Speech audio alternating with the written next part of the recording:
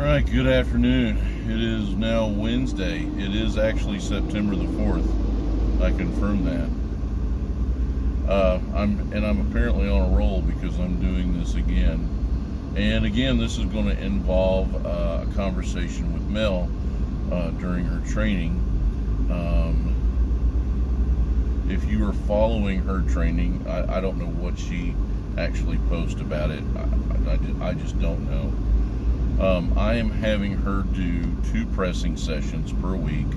One is flat bench, and currently the second one is a close grip, fairly steep, as steep as I can get her, where she can, as steep as she can get it, decline. Now, this is a huge departure from the typical fixed decline that you find in a typical gym. This is not made for bodybuilding. This is made for strength training, and the whole concept is about developing pressing power. Now, it's a multifold situation, and I've made videos about this in the past for different clients and stuff like that, and it's something that ultimately I need to write about it and put it in a book. I learned this method from the late Bob Schaefer, who was a really, really good friend of mine. And just to give you some quick background, Bob and I wrote for Power Mag that ultimately became Monster Muscle. This has been several years back, and it was during when Powerlifting USA was still there. And I've also written for Powerlifting USA at the behest of both Bob and Paul Kelso, and that's another story in and of itself. But Bob was my mentor and someone that I learned a great deal about, not only training, but life in general. A lot of the things that I know about herbs and minerals and supplements came from Bob. And very different guy, kind of a off-the-grid guy. And if you follow me at all and you see our dogs at the gym, 2G, the little one, was actually Bob's dog. The last handwritten letter I have from Bob talks about 2G and rescuing her from a kill shelter 2 days before she was supposed to be put down. And she is obviously very delightful. It was my promise to Bob, should, and when something happened to him, that somebody take care of his dog, and as long as I'm alive and she is alive, she will live with us. And I would love to tell you that she loves me the most, but that it just simply wouldn't be true. She's very attached to Melissa. Although if Melissa's not around, she will lay on me or want me to hold her and stuff like that. She has no idea she's a dog. But anyway, so that's just an aside, if you will. But one of the things that Bob wanted me to learn doing it was that it was a way for me to handle heavier poundages without doing something like board presses and things of that nature when I was out of the shirt.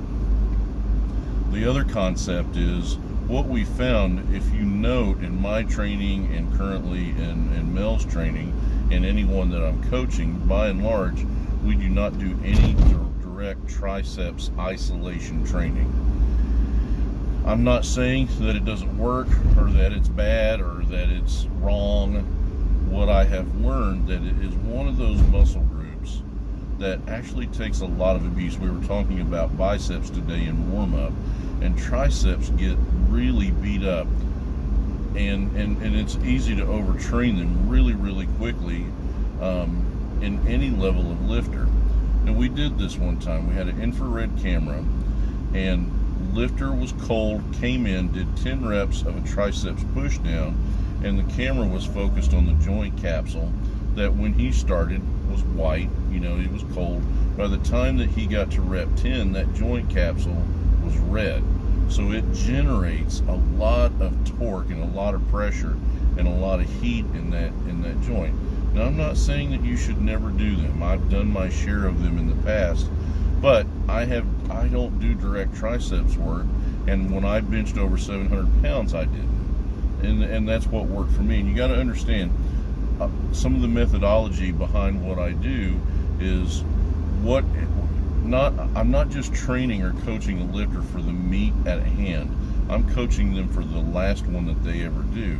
And the only way to do that is to stay as healthy and train as smart as possible. So unless there's a need, I try not to do any type of isolation movement for the triceps. Understand, like if you deadlift every week, when you pull like that, you are still activating the triceps. It's an antagonistic motion when you pull. Ever feel them? Like when you squat, especially for you people that really pull in close, I'm telling you, those triceps are under a lot of pressure. Not to mention if you're benching twice a week. I'm benching 3 times a week, and trust me, I feel my triceps.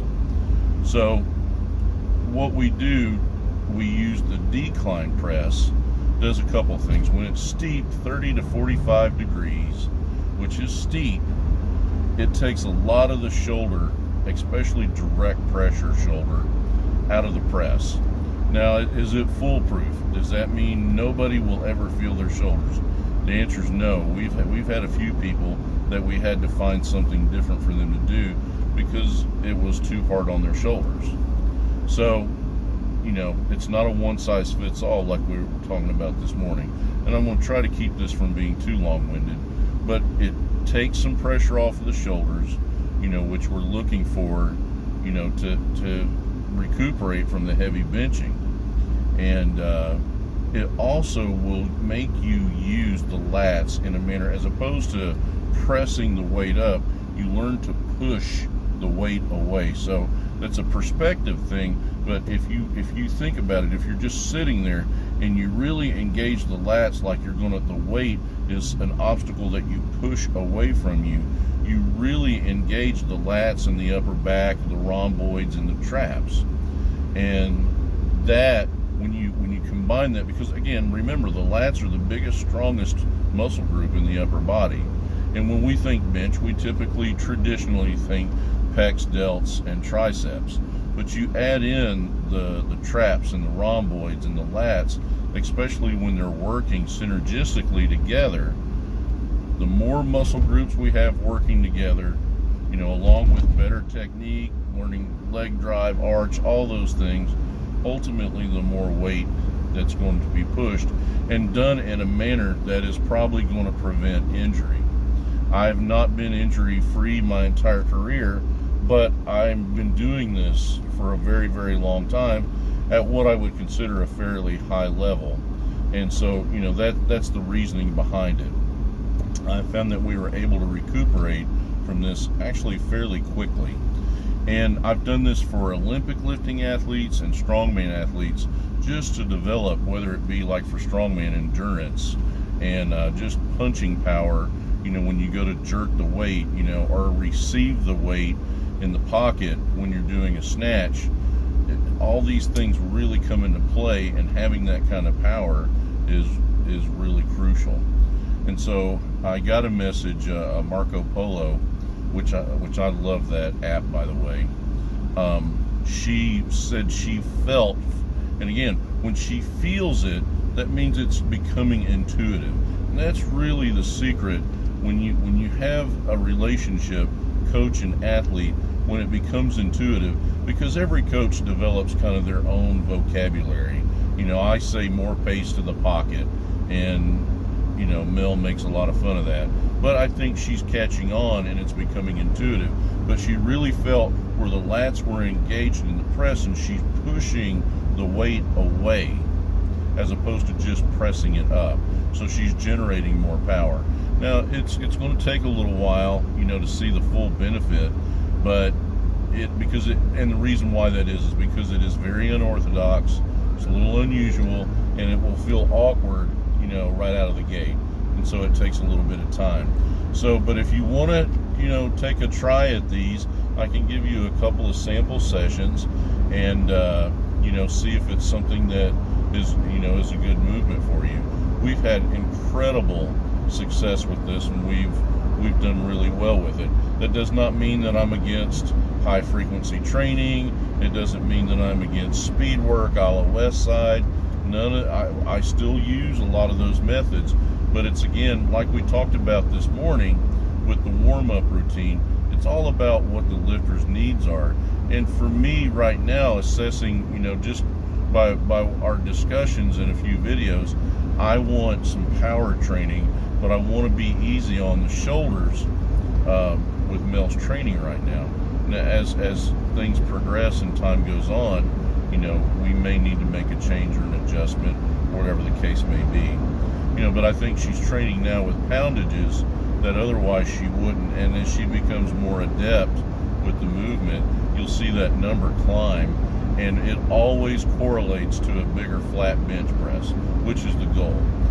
So I can go more in depth at another time, but again, it's just something where it gives you a point of relation where you've got your coach, that's working with you guys, that is expanding her horizons and learning things. And the thing is, when you learn things like this, it tends to trickle down to other things.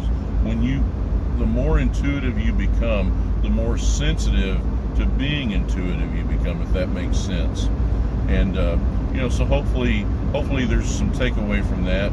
It did not generate a whole lot of discussion like I hoped, so I'm hoping that this will. I would apologize for sounding like a country bumpkin and that I fell off a turnip truck, but it just kind of goes with the territory. So hopefully you can understand me and I enunciate enough and use at least a fairly broad vocabulary to make some sort of sense. Again, if any questions, please post them or message me, and I'm happy to help. And thank you.